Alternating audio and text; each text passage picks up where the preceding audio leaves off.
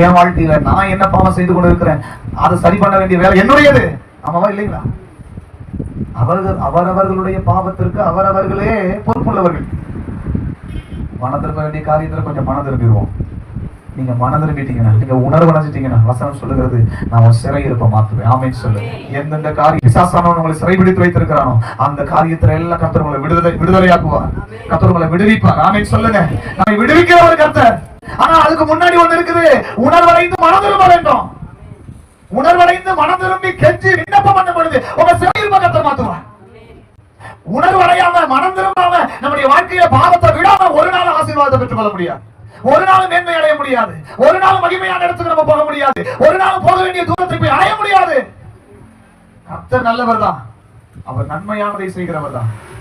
அவர் செய்கிற நன்மை என் வாழ்க்கையில் பலிக்க வேண்டுமானால் அவர் சொன்ன பாதையில் தான் போக வேண்டும். அல்லேலூயா.